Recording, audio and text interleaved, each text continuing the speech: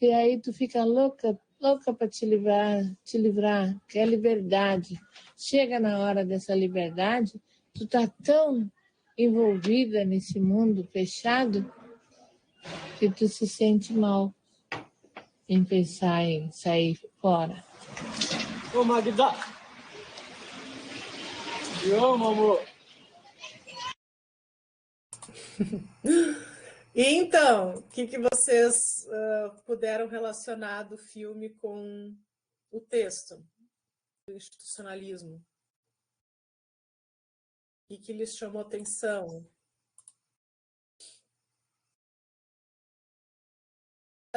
Ver essa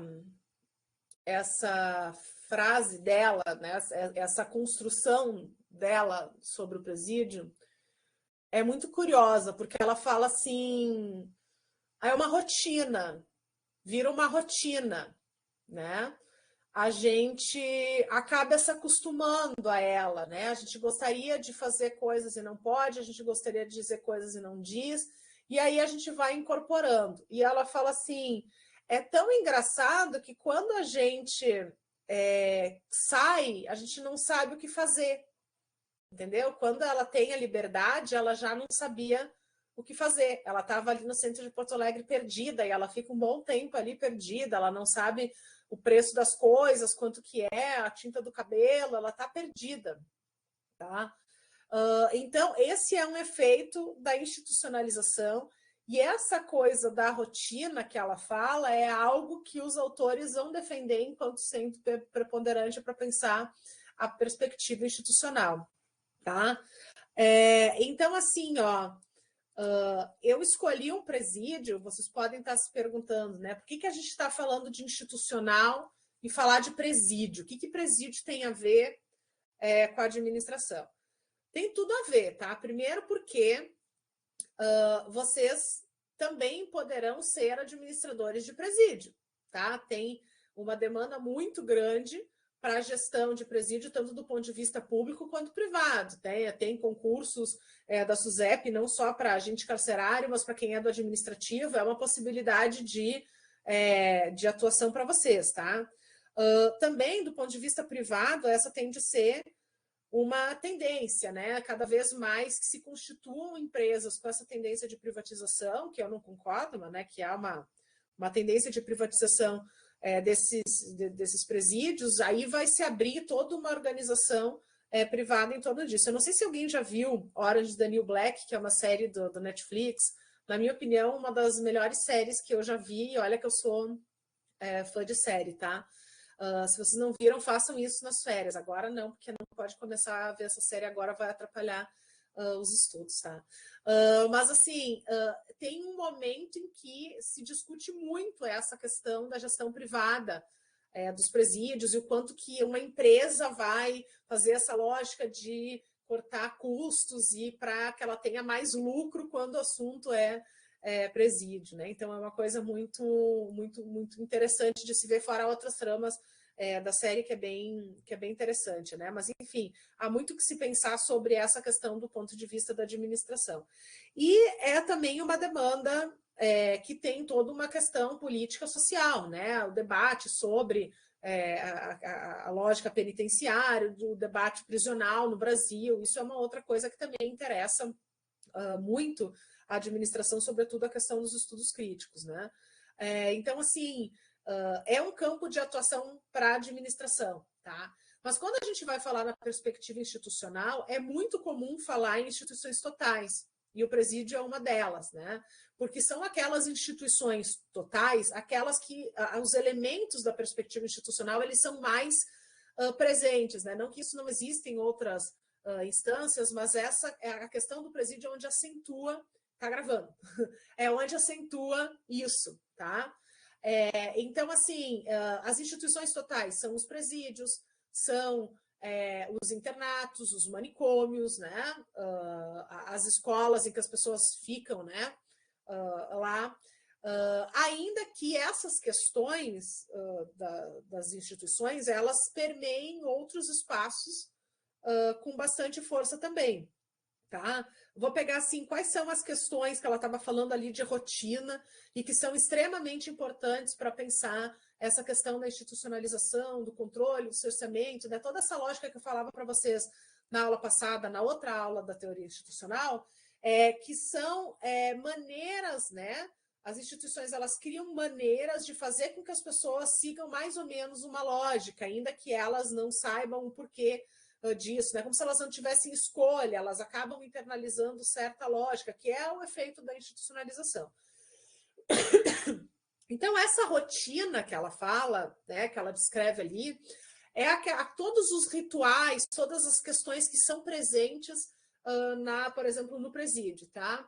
Então, assim, no presídio, né? Vou pegar a via de regra, não que os presídios brasileiros sejam exatamente assim, mas assim, vou pegar a ideia, né? Todo presídio a pessoa usa uniforme, e aí o uniforme ele é diferente de quem é detento para quem é o agente, né? Tem toda uma questão de vigilância. Quem não segue a regra é punido. Tem horário para acordar, tem horário para almoçar. Todo mundo almoça junto no mesmo lugar, a mesma comida, né? Bom, isso é a mesma lógica de uma empresa, tá? Guardadas todas as devidas proporções, é a mesma lógica de uma empresa. Tá? Em muitas das empresas, as pessoas têm uniforme, as pessoas têm horário para chegar, elas almoçam todas juntas no refeitório, elas têm alguém que faz o controle que tem uma roupa diferente, né? Elas são vigiadas. Então, assim, a lógica da institucionalização não muda muito, tá? O que vocês podem me dizer é que, assim, a pessoa que trabalha numa empresa, ela vai para casa dormir, sim, isso já muda bastante, né? Ela tem a casa dela, ela tem, né, a vida dela, assim, a rotina com a família dela, e ela tem liberdade de ir e vir. Pois é. Só que assim, ó, digamos que a pessoa está trabalhando numa empresa, num momento de desemprego do país, né? Um momento de desemprego, um número relevante, né, de vagas de pessoas que não conseguem trabalho, né, da ausência de vagas. Ela precisa daquela renda para sobreviver, para manter a família dela, para pagar aluguel. Ela é livre para não ir trabalhar? Ela é livre para escolher não trabalhar naquele lugar? Sabe? O quanto ela é livre, né? Ela não tem a liberdade dela cerceada da maneira como a pessoa que tem que está no presídio, né, que foi presa, tem, evidente, né? Há uma diferença ali. Mas o quanto nós somos livres, né, dentro dessa lógica organizacional, mas ainda em situações em que, assim, eu não trabalho numa empresa, mas eu acabo trabalhando em outra, o que, na verdade, não vai mudar muito. As situações que acontecem no lado, lá pelas tantas, elas vão acontecer em outro também, tá? Então, assim, muitos desses elementos, que são toda essa composição ritualística, assim, dessa ideia da perspectiva institucional, né? Elas estão presentes tanto numa lógica quanto em outra, então, tanto em uma organização quanto em outra, né? Elas fazem parte desse mesmo processo. Antes de entrar no texto, efetivamente, eu queria só falar para vocês que são muitos os institucionalismos, muitas as abordagens, muitos os autores, né? Mas um conceito, abrindo um parênteses agora, né, que não pode faltar é a da abordagem Foucaultiana. A gente vai falar mais em Foucault lá na aula de poder, mas quando a gente está falando em institucionalização, ele é um conceito, ele é um autor extremamente importante para ser pensado, tá? Tem um conceito dele que eu vou falar para vocês rapidamente, explicar rapidamente para vocês, só para a gente chegar no texto, que é o conceito do panótipo. Vocês conhecem o conceito do panótipo? Alguém já viu? Vocês já viram com alguma outra aula, algum professor, em algum outro lugar? Vocês conhecem essa abordagem? Enquanto isso, eu vou abrindo aqui, ó.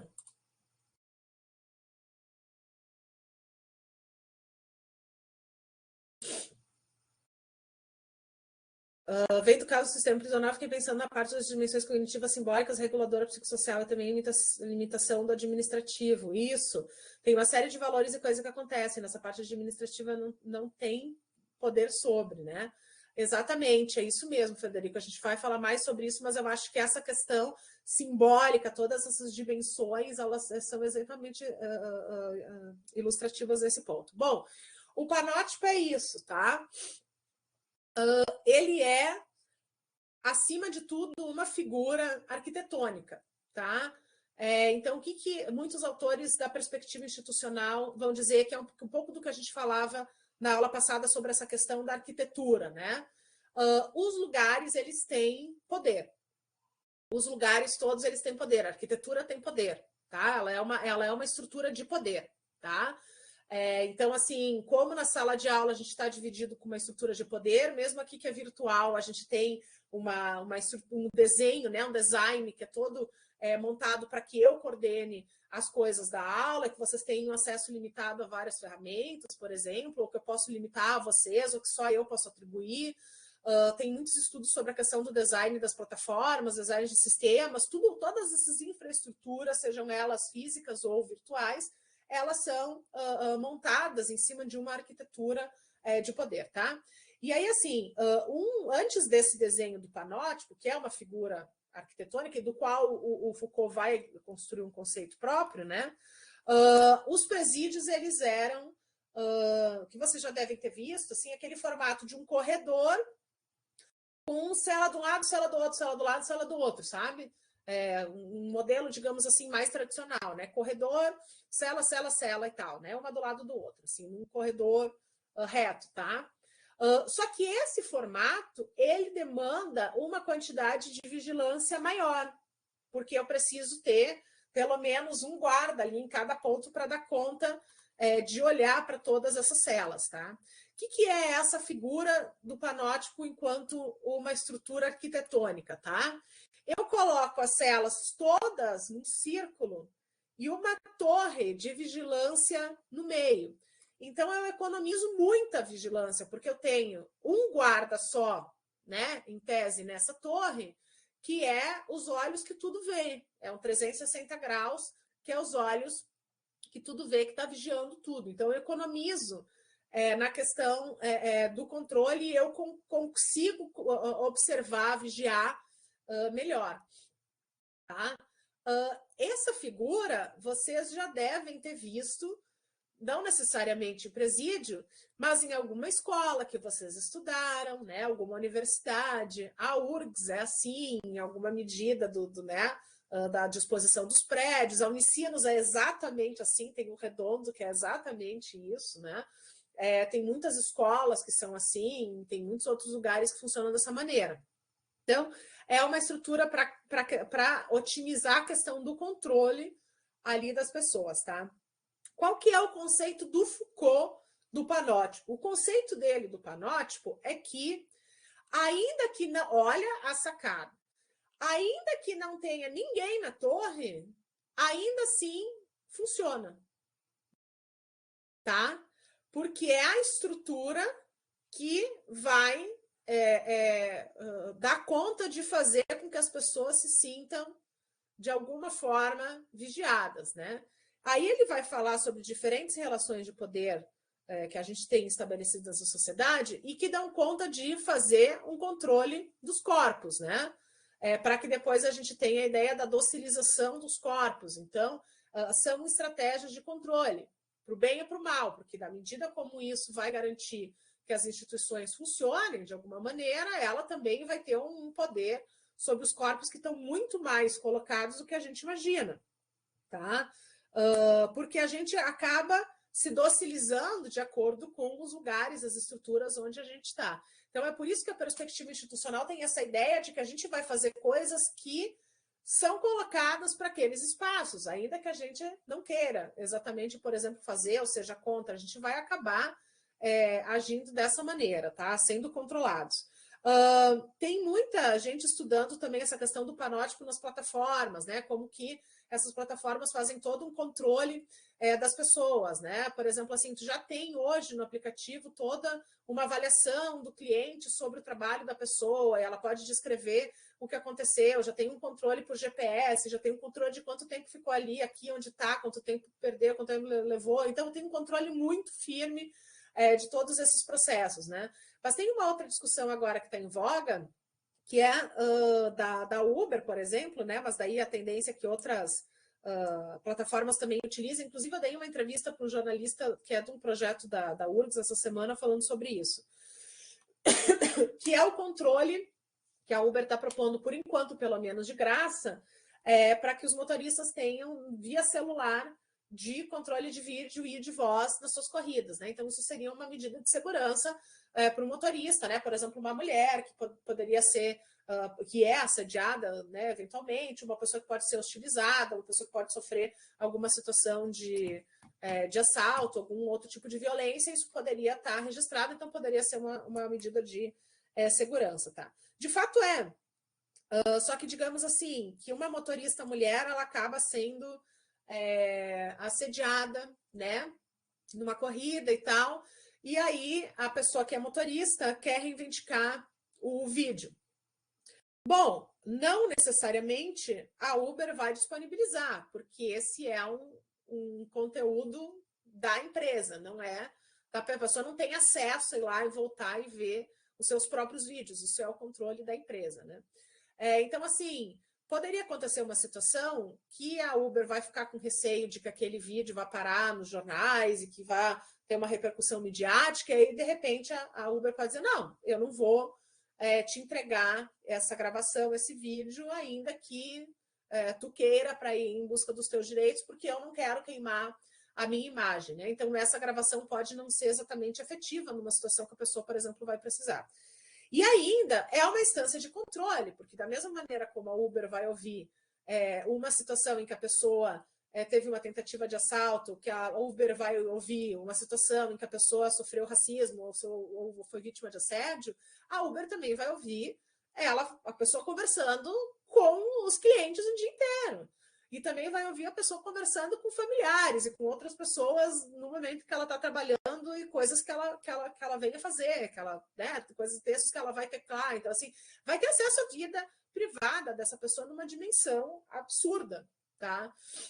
Então, a medida que esse controle nos protege é a mesma que nos faz uma coerção, que nos, né, controla, que nos também que invade a nossa privacidade, que exerce estratégias de controle que podem não ser exatamente benéficas, né? Então, assim, essa questão do controle, ela é complicada.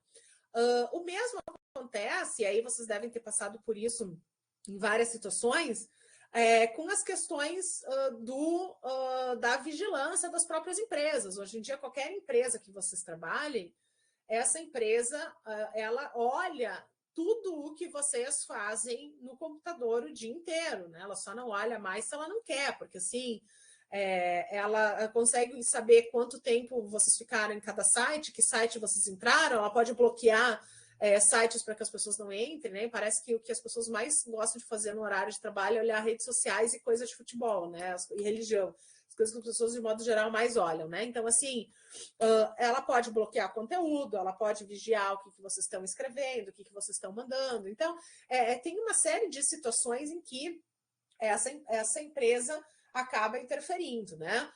Como a questão, isso mesmo, né? Total invasão de privacidade e controle. Aquela questão de, tem uma câmera de segurança aqui, porque é para nossa segurança, né?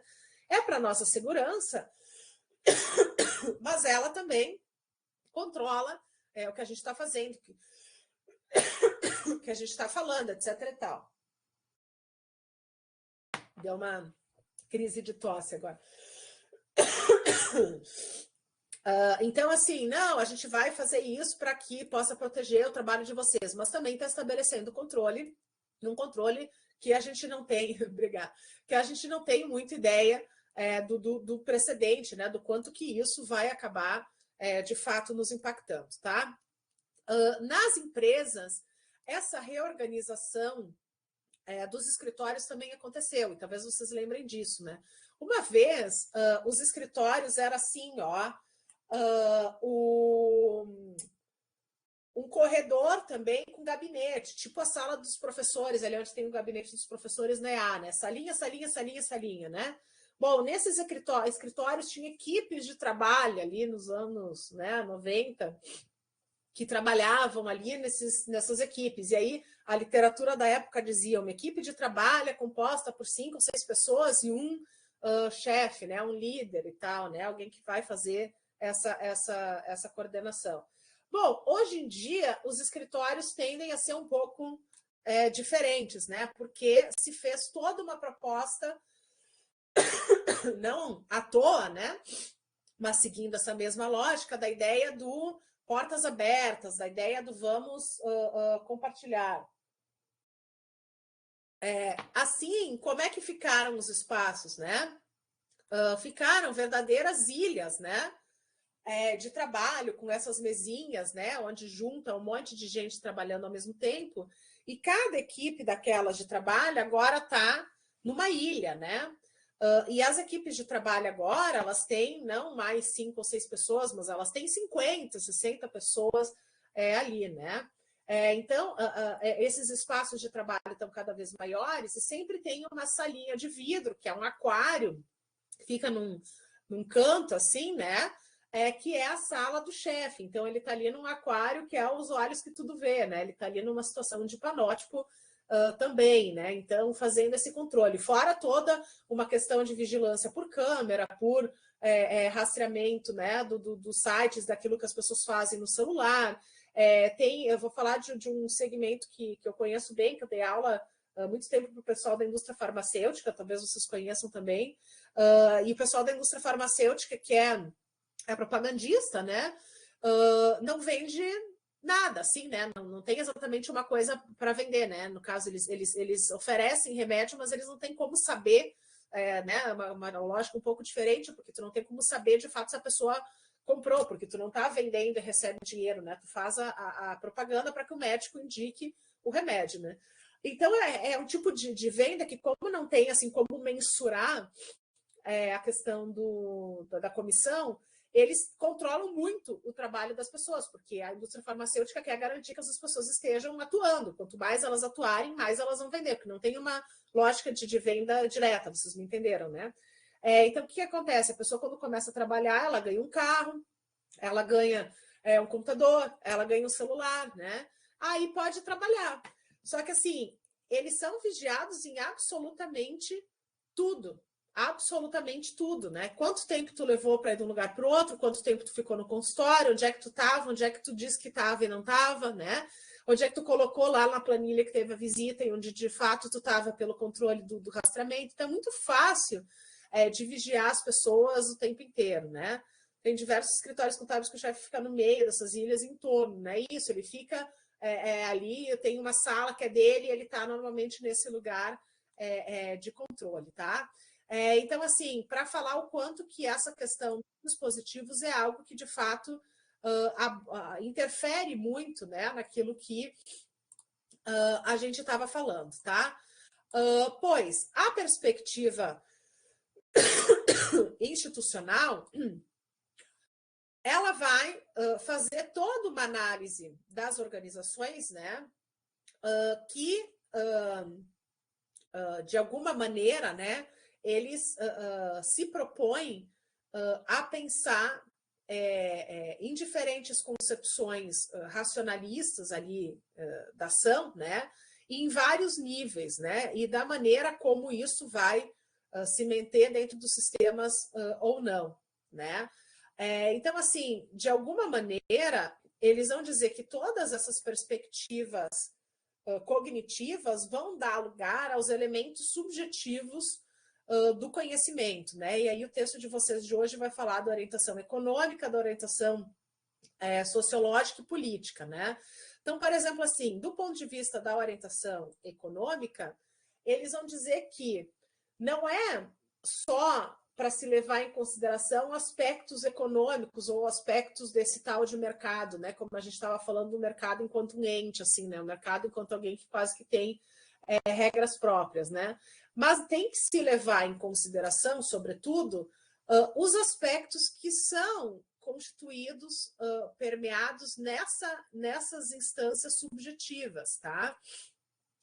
O próprio Pierre Bourdieu tem um texto que eu acho muito interessante, que fala sobre a questão do campo econômico, ele vai ver justamente assim aspectos sociais que fazem uma interferência nessa questão econômica com muito mais força do que se supunham, né, os economistas. Então, eles vão olhar muito para essa questão social que está em torno disso, né? E ele vai olhar, por exemplo, a questão da habitação, da moradia, muito mais como um fenômeno subjetivo de interesse das pessoas, aquilo que elas querem para a sua vida, do que propriamente quanto uma questão puramente econômica. Então, essa instância econômica vai se desdobrar em outros aspectos, né?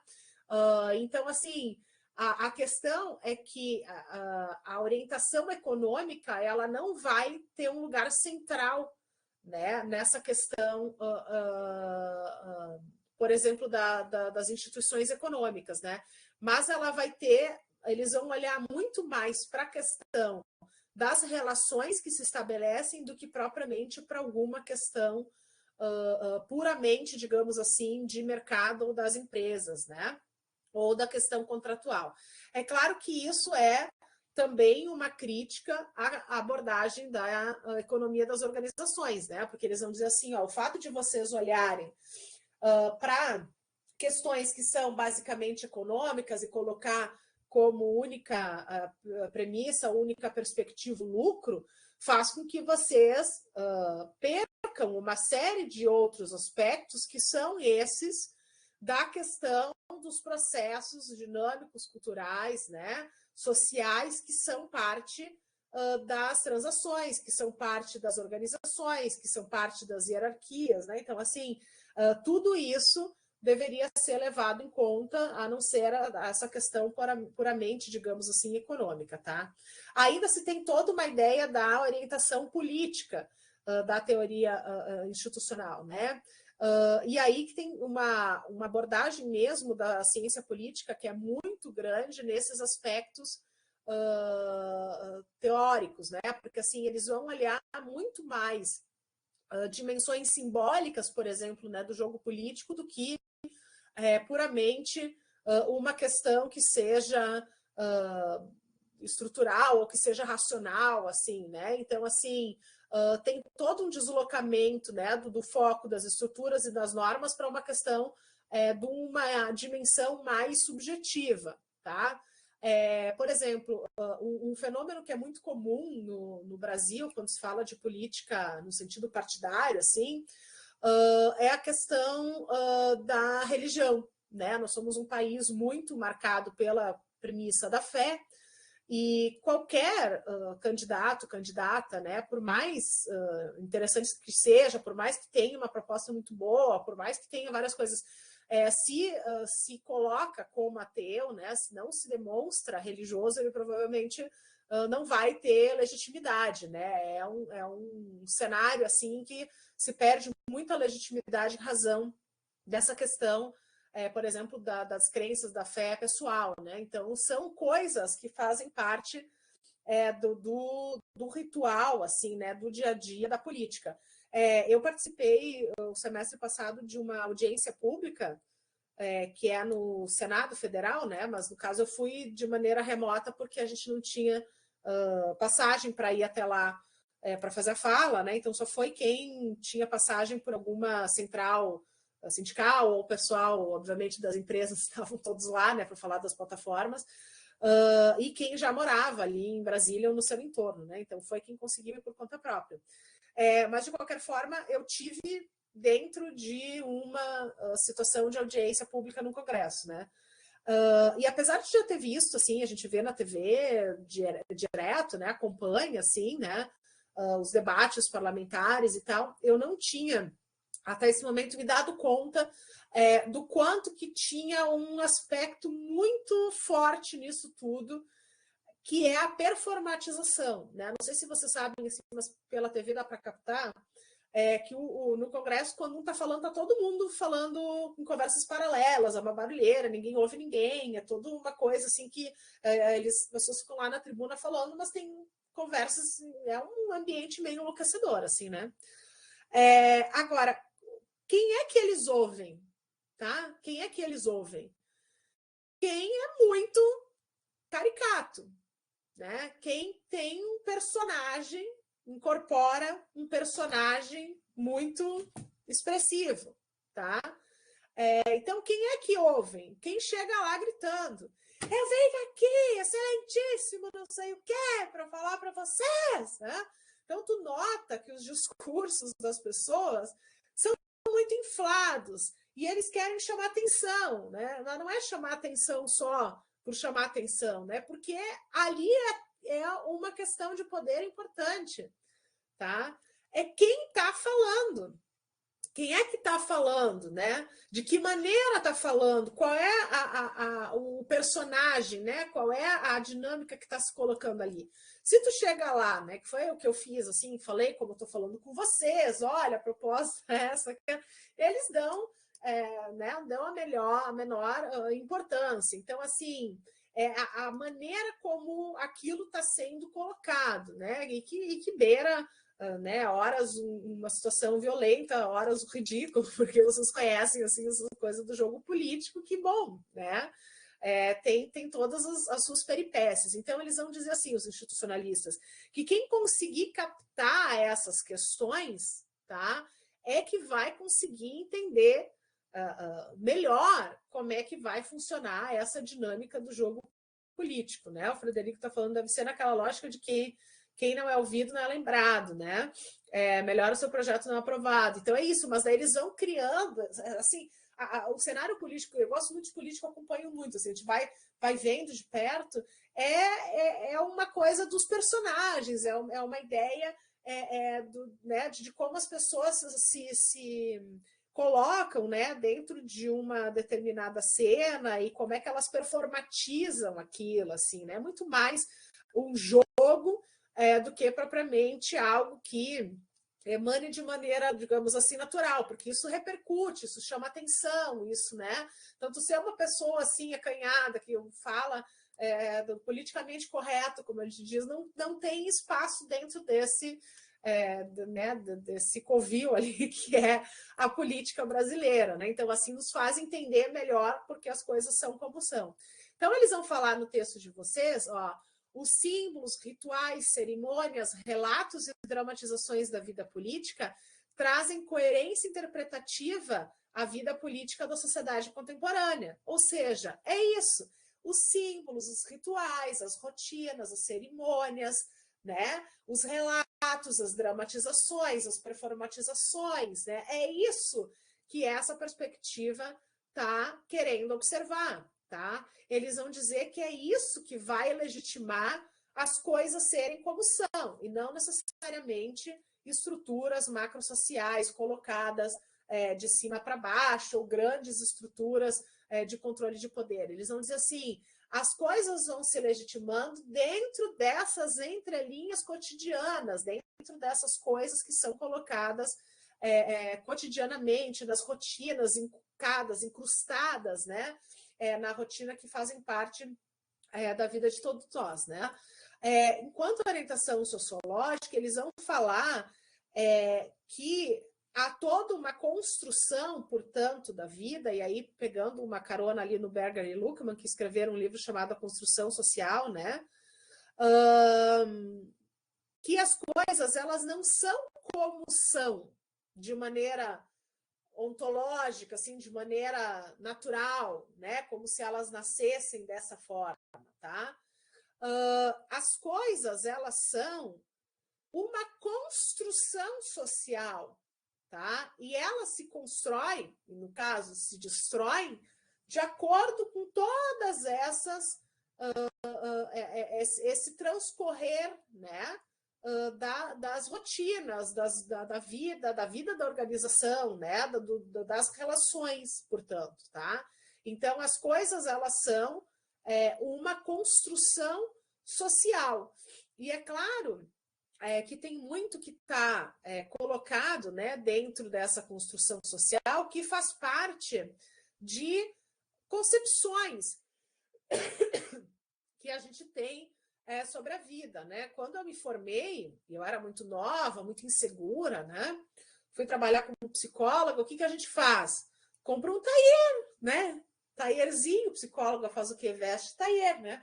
Usa casaquinho igual da calça, coloca sapato mais altinho de salto, sabe nem caminhar, né? Mas vai lá, assim, performando uma psicóloga, né? Hoje que eu já né, tô muito segura de mim, eu posso dar aula de calça rasgada, não tô nem aí, né? Mas assim, em algum momento, em alguma situação, em algum contexto, a gente precisa, né, performar, a gente precisa se colocar para que possa aparecer, para que tenha legitimidade, para que possa, enfim, ser notado naquele meio, ser aceito, ser legitimado, tá? Então, todas essas questões, elas fazem parte da manutenção de uma lógica, inclusive hierárquica das organizações, né? Eu, quando trabalhava como consultora, cansei de passar por uma situação engraçada, assim. O rapaz lá tinha sido promovido, né? Aí eu chegava na empresa e aí ele, que sempre ia trabalhar de All-Star, estava lá bonitinho, com uma camisa, né? Com a calça bem passadinha, de sapato, né? Todo na beca, até com cheirinho, perfume da moda, né? E aí diz, nossa, e aí, né? O que aconteceu? Disse, não, foi promovido, né? E aí o que as pessoas falam quando elas são promovidas? Agora eu tenho que me vestir como gerente, né? Eu tenho que performar como gerente. Então, assim, porque há uma distinção dentro das organizações que acontece muito além de uma estrutura de cargo. Elas se recriam em pequenos códigos da rotina organizacional, né? Por exemplo, quando a gente chega no Zafari, a gente sabe claramente, de longe, quem é o gerente.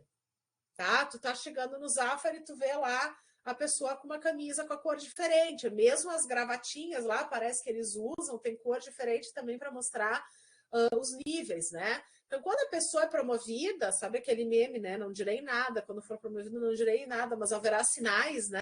Há sinais, né? Então, assim, o crachá é outra cor, a camisa é outra cor, o lugar que a pessoa senta é outro, a cadeira é maior, né? Então, assim, tem sinais que vão mostrar para todo mundo ali a legitimidade daquele espaço. Então, são coisas que são completamente como que subliminares, como que sutis, como que subjetivas, mas que, para a perspectiva institucional, tá? São justamente esses os elementos que vão dar um subsídio para as organizações. Então, olha o que eles estão colocando aqui. Ó. Essa parte é muito importante. A perspectiva institucional abandona a concepção de um ambiente formado exclusivamente por recursos humanos, materiais e econômicos, para destacar a presença de elementos culturais, valores, símbolos, mitos, sistemas de crença, programas de profissionalização, tá? Então, abandona aquela ideia que a gente vinha falando até agora, que os recursos são humanos, materiais e econômicos. Não é isso, eles vão dizer. A questão é pensar nos elementos culturais, valores, símbolos, mitos, sistemas de crença e programas profissionais, tá? Aí eles vão falar assim, novo marco na interpretação organizacional revela-se quando ocorrência por recursos clientes das organizações deixa lugar na perspectiva a concorrência para alcançar a legitimidade, tá? Outra coisa, a cultura é elevada numa posição determinante na formação da realidade organizacional, tá? E aí a questão cultural é que é colocada em foco, tá? E aí eles vão dizer assim que todos esses espaços, né? Que são esses ambientes institucionais, a ação racional ela é representada nos procedimentos capazes de proporcionar legitimidade no presente e no futuro da organização, que são todas essas questões, esses elementos reguladores, né, que são todos esses presentes nessa questão das rotinas, do dia a dia, né? Então, é aí que está para eles toda a questão, tá? Com isso, eles falam, eu não vou falar dos isomorfismos, porque isso, de alguma maneira, a gente já pontuou, tá? Eles falam na questão dos valores e mitos institucionalizados, tá? Então, eu acho que uma coisa muito importante que eles dizem é isso aqui, ó. Os mitos institucionalizados, tá? Que são os rituais, os heróis, os símbolos, né? Todos esses representantes das práticas visíveis e dos valores, tá? Toda essa questão da socialização, isso que é uma questão interessante, tá? Então, o que eles vão reforçar? Olha a mudança radical em relação à perspectiva econômica, tá? Eles vão dizer assim, ó, não é o mercado, prestem atenção, não é o mercado nem o centralismo do Estado que permite a manutenção na sociedade das organizações, mas os mitos institucionalizados. Então, todos esses mitos institucionalizados são os que vão permitir a manutenção na sociedade das organizações, tá? Que são todos esses valores, normas, regras, toda essa perspectiva cultural, os símbolos, os rituais, tudo isso que faz parte das rotinas institucionais e que, portanto, vão legitimar as situações, tá? Esse é um ponto muito importante, porque isso, ao mesmo tempo que vai garantir, né, segundo eles, assim, certa conformidade, que é a questão do isomorfismo como mecanismo institucionalizador, né, também vai conferir a questão da legitimidade, né, para diferentes áreas. Então, assim, a gente ter, por bem ou por mal, né, essas questões garante ou confere certa legitimidade para as instituições. Então, hoje, se a gente for ver um julgamento, né, dentro de um tribunal, o juiz veste uma roupa toda, ele está sentado numa parte mais alta, ele tem todo um ritual, né, de agora vamos iniciar e tarará. Então, ele tem todo um controle que é para dar seriedade, que é para legitimar aquilo que está acontecendo nesse momento, né? O mundo acadêmico também tem uma série de rituais. Não sei se vocês já viram uma defesa de trabalho de conclusão de curso, ou de mestrado, ou de doutorado, mas eu recomendo que vocês assistam uma antes de vocês irem para a defesa das suas, assim, até para saber como é que funciona, né? Se o nome é defesa de trabalho de conclusão de curso, significa que alguém vai atacar vocês, né? Isso.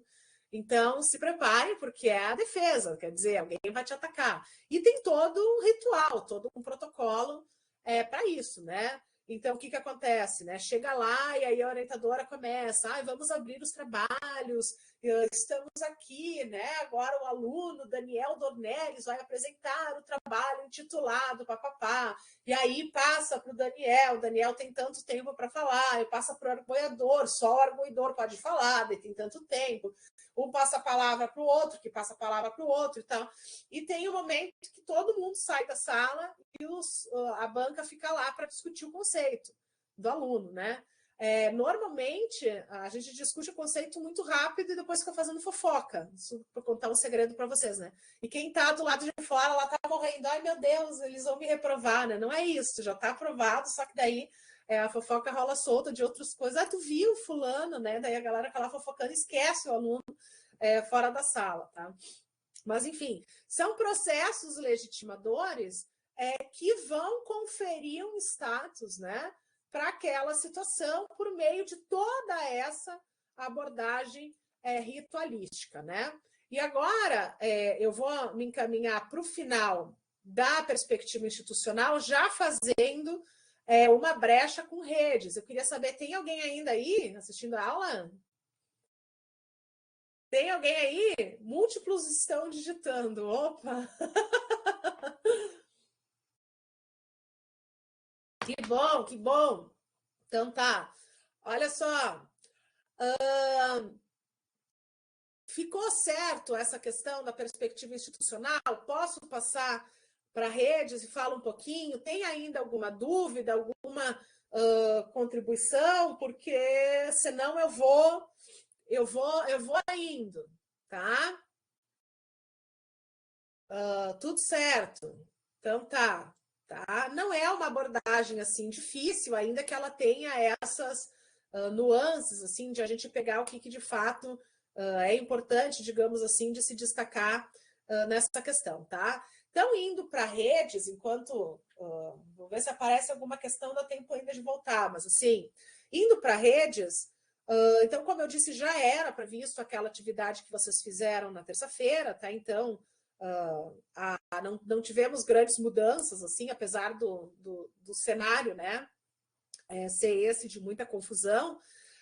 Mas, assim, a perspectiva de redes, ela não é uma perspectiva exatamente muito utilizada, assim, ela não é exatamente super popular, né? Ainda que eu particularmente goste muito da abordagem, tá? Mas ela não é uma coisa assim, óbvio que a questão da economia das organizações, a perspectiva da economia é muito mais difundida, né? Mas redes têm abordagens muito interessantes, assim. Primeiro, que eles vão concordar com essa questão da perspectiva institucional, tá? Eles vão achar que é uma abordagem interessante, tá? Eles dizem assim, a perspectiva não institucional, ainda que não represente uma ruptura epistemológica com as abordagens dominantes da economia industrial, de negócios internacionais e de estratégias, traz para a cena do debate novos elementos que permitem uma análise mais contextualizada e real do fenômeno. Então, eles, né, dizem assim, não é uma ruptura epistemológica, mas é algo que é muito interessante, tá? Mas eles não vão desconsiderar nessa proporção a ideia do Estado, a ideia do mercado, como a abordagem institucional está propondo. Eles vão levar mais em conta isso, tá? Só que não exatamente da maneira como a perspectiva econômica trata, porque a perspectiva econômica é só voltada para lucro. Lembra que eu falei já para vocês, tá? Então, a abordagem de redes, ela vai se dedicar a pensar em outras dimensões muito além da ideia de lucro, tá? Então, assim, agora, vamos pegar exemplo das nossas chuvas aqui no Rio Grande do Sul. Eu estava ouvindo a fala da Marina Silva, que esteve aqui, né, hoje de manhã, ministra, e ela disse, a gente vai precisar criar, ela não falou nessas palavras, eu vou colocar as palavras porque me convém, tá? Mas assim, a gente vai precisar criar uma governança, uma perspectiva de redes, né, para pensar governança e gestão desses riscos, né, de situações futuras que são que vão acometer, né, que estão acometendo cada vez mais as cidades, né, os estados, em razão dessas questões climáticas, tá? Se a gente resolve fazer um comitê nacional, né, que nada mais é do que uma relação de rede, né, uma grande rede de enfrentamento a essas situações, a gente tem muitos ganhos, porque, bom, tu pega a questão reúne, né, primeiro todos os cadastros de todas as pessoas em situação de risco, tu já mapeia quais são os rios, quem são as populações que vivem perto dos rios, cria alguns projetos, políticas públicas, né, de fomento específicas para essas pessoas, cria já uma organização de tipo, quando vê que vai ter alguma catástrofe em algum lugar, chama todo mundo do Brasil inteiro para ir para lá e todo mundo agir de maneira conjunta, já sabe o que fazer. Hoje em dia a gente ainda está no nível que acontece uma situação dessa, todo mundo se olha e diz, meu Deus do céu, o que vai agora? Onde é que começa, né? Tem uma ação de resgate, mas depois as pessoas ficam meio que assim, nunca se sabe o que fazer, sempre se decide na hora, né?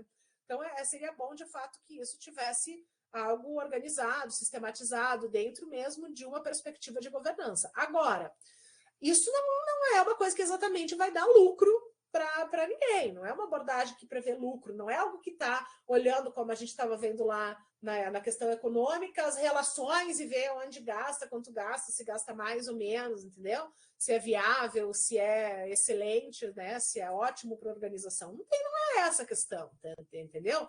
Aliás, isso até iria onerar os cofres públicos, né? Não chega a ser um gasto, assim, né? Quer dizer, não é um dinheiro que vai se gastar, obviamente, em vão, mas assim, é algo que vai onerar o cofre público, né? Com muita pertinência, obviamente, né? Um recurso muito bem investido, né? Nessa questão de assistir as pessoas, mas assim, não vai ter lucro ali, tá?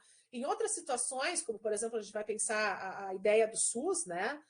Pode-se ler toda a abordagem de redes, por exemplo, nessa organização do SUS enquanto suas diferentes instâncias, né? Então, eu tenho, por exemplo, assim, no SUS hoje a pessoa vai ser atendida em primeiro lugar, digamos, pegando um modelo assim completo, por um agente de saúde que vai na casa dela, né? Depois, essa pessoa ela vai seguir atendimentos quando ela for no posto, na unidade básica de saúde, para consulta de rotina, para vacina, para várias coisas, né? Aí depois ela vai, se ela tiver algum problema, né, alguma coisa crônica, ou precisar de uma cirurgia letiva, então ela vai ser encaminhada para um hospital, para uma rede de alta complexidade. Então, todo esse trânsito, né, essa perspectiva de governança na relação entre os usuários do sistema de saúde é uma coisa extremamente interessante, mas não é algo que necessariamente vai dar lucro para o sistema, mas pode dar um atendimento melhor, exatamente, tem a questão do bem comum, né? Então, essa abordagem de rede, ela é muito mais interessante para pensar essas situações, né? Das mais variadas, mas também para pensar outras situações de economia compartilhada, de cooperativas, de redes, como, por exemplo, essas farmácias em rede, né, que compram menos. Então, assim, tem muita abordagem e tem, inclusive, a possibilidade de ter uma abordagem crítica, porque como eles não desconsideram a questão da ação do Estado, né, ou do mercado, eles acham que não é tão irrisória assim quanto a perspectiva institucional estava falando, eles vão prestar muita atenção na questão da ação do Estado, sobretudo da questão do mercado, para, de fato, por exemplo, ter mais notoriedade por meio das suas grandes corporações, dos seus monopólios, né? Então, as redes também vão ser uma saída para as pequenas empresas sobreviverem a essa organização das corporações, né? Então, também pode ser algo extremamente interessante de se pensar numa perspectiva crítica, inclusive numa perspectiva marxista, né? O texto, inclusive, fala que a redes pode ser uma contribuição analítica usando-se do marxismo ou, né, se vocês preferirem, do termo do materialismo histórico. Então, é uma abordagem que cabe né, para pensar nessa perspectiva marxista também, tá? Então, assim, vocês têm mais alguma questão que vocês ficaram com dúvidas? Já tiveram um exercício guiado, né? Se tem alguma outra coisa para falar em termos de rede, né? Uma coisa importante é que, assim, claro que a rede eu vejo como sendo a melhor possibilidade para esses pequenas empresas, pequenos comércios sobreviverem, né? E também, às vezes, eu diria que a única alternativa para sobreviver no meio desses oligopólios, né? A questão é que, às vezes, a organização de rede, ela também se organiza dentro do capitalismo, tá? Então, assim, tem situações em que para poder comprar certo tipo de peça, só tem uma compra lá mínima de tanto, os pequenos se juntam na questão da rede. Só que, às vezes, quem faz essa gestão da rede também tem fins lucrativos. É uma fortuna para tu poder entrar, entendeu? Então, assim, mas a ideia da rede, ela é uma ideia muito boa. A maneira como ela se coloca na prática, às vezes, ela é problemática, né? Não sei se a minha análise está certa, mas a rede se aplica às regiões de cooperação local, como, por exemplo, foi dando vários... Isso, pode ser. É todo qualquer tipo de cooperação, seja para fazer tipo, uma relação de compra e venda, seja para fazer uma relação de usar equipamentos em conjunto, comprar equipamento mais barato, matéria-prima, né? As redes não aumentariam o lucro das vinícolas, mas viabilizariam elas colocarem no mercado. Pode aumentar o lucro também, tá? Pode aumentar o lucro também, mas não necessariamente a questão das redes foca só a ideia de lucro, entende? Franquia também entra, tá? Franquia também entra, porque tem muita relação ali de governança, como a gente viu, né, nesse estabelecimento de parcerias, né? E tu pode fazer franquias, claro que a gente conhece essas que são super comerciais, essas que são muito badaladas, né? Mas tu poderia ter, e tem, né, algumas lojas que são menores. Então, assim, ao invés da pessoa, por exemplo, vocês montaram lá, vou pegar um negócio que eu dei já exemplo do trailer, né? Um trailer de café da manhã. E aí tem tudo, tem a marca, tem o layout, tem o cardápio, tem tarará, tem tudo prontinho, né? Por que outra pessoa vai criar tudo do zero, entendeu? Pode daqui a pouco pegar e colocar esse modelo de maneira cooperada, assim, né? Claro que tem que ter uma série de cuidados, porque o nome né, da marca lá de vocês está em vista, mas assim, poderia ser uma coisa compartilhada, tipo assim, por várias razões, né? Poderia ser compartilhado, por exemplo, ao longo dos estados, para tu reforçar uma marca, organizar, por exemplo, assim, em tese, né? Alguns cafés autônomos, por mais que tu perca a identidade de cada café, a propriedade de cada café, mas se pegasse cafés espalhados pelo Brasil e tentasse unificar uma marca, em tese, tu pode reforçar essa marca, né? Eu tô falando de cafés porque abriu agora aqui na Zona Sul, por exemplo, a Quero Café. Eu nunca tinha visto, assim, franquia local, tipo, né, de café, sabe? Franquia era, ou era uma Starbucks, assim, ou era... normalmente a gente vê umas marcas grandes, assim, agora, por exemplo, a Quero Café, ela tá em tudo que é lugar, né? Então eu não sei assim, exatamente como funciona, mas mais ou menos vai divulgando a marca com um pouco mais de força, de vigor, às vezes, do que sozinho. E eu não sei se eles têm, por exemplo, um acordo de compra conjunto, mas daqui a pouco, para poder fazer uma frente com a Starbucks, tu ter uma franquia menor local, né, vai fazer com que tu consiga comprar as coisas com valor mais interessante, vai fazer com que tu tenha um gasto menor, por exemplo, com marketing, divulgação, etc. Né? Então, assim, fora o estabelecimento da marca em si, né?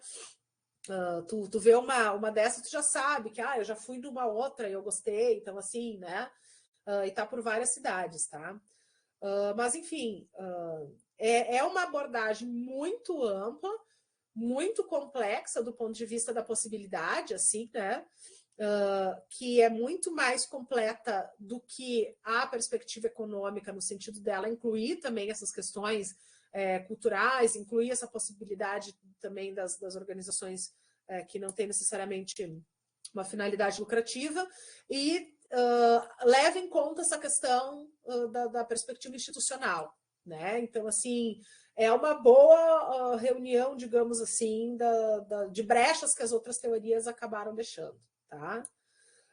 Mais alguma coisa? Eu achei que as perguntas foram muito pertinentes. Se vocês tiveram alguma outra coisa nesse sentido, vale a pena. Mas se poderia fazer um trabalho, por exemplo, de conclusão de curso, um trabalho, né, analítico de redes falando do selo do Vale dos Vinhedos, ou falando de franquias locais, né? Eu acho que tem uma aranha aqui. Tem aquelas aranhas que vem descendo, assim. Teria uma possibilidade analítica muito interessante, tá? Certo? Entendido? Ficou claro? Se tem dúvidas, falem agora ou calem-se até terça-feira. Gente, terça-feira a gente vai se ver pessoalmente, tá? Pelo amor de Deus, assim, ó, tem que acontecer, tá? Eu vou parar, então, a gravação e eu vou agora fazer